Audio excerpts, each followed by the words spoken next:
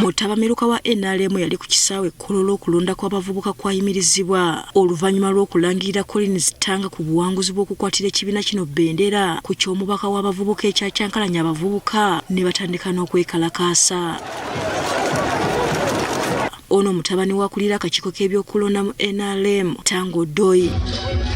Abavubuka basalawo okwekubira enduulu mu kakiiko akateekebwawo okuwuliriza okwemulugunya kw'ebyava mu kulonda. Batuuka okulangirira taata we mwenyini n'amulangirira ng'asinze n'obululu 1,567.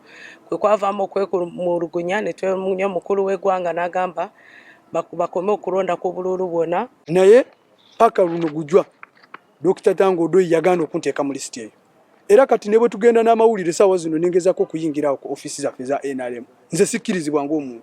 Kati oluvannyuma lw'okwetegereza akakiiko kasasizaamu obuwanguzi bwa Collins Tanga era ne kalagira akakiiko k'eby'okulonda mu kibiina kino okutegeka okulonda okulala. What is bad with that?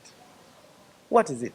If that is what can give someone peace, that's okay.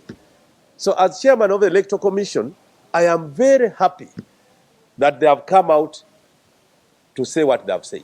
Akakiiko era kalagidde Tanga Odoi obuteenyigira mu kalulu akagenda okuddibwamu. Can you imagine the tribunal even removes the chairman of the Electoral Commission from office and the chairman is accepted?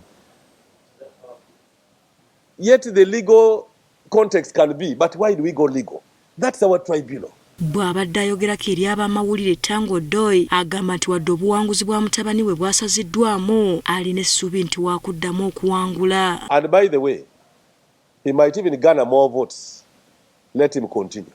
Tanga Odoi agamba musanyufu n'akakiiko bye kaasazeewo era n'asaba banna NRM obutadda ku mitimbagano kuleekaana bagende beekubira enduulu mu kakiiko akateekebwawo okuwulira okwemulugunya kwabwe. We can have one or two misgivings, but it has brought people to some sense to realize you cannot just keep shouting everywhere.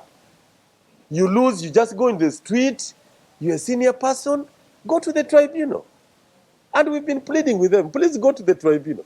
Now what the tribunal orders that to do, we do. Kati ekirindiriddwa kwe kuddamu okulonda ku kifo ky'abavubuka okugenda okubaawo omwezi guno.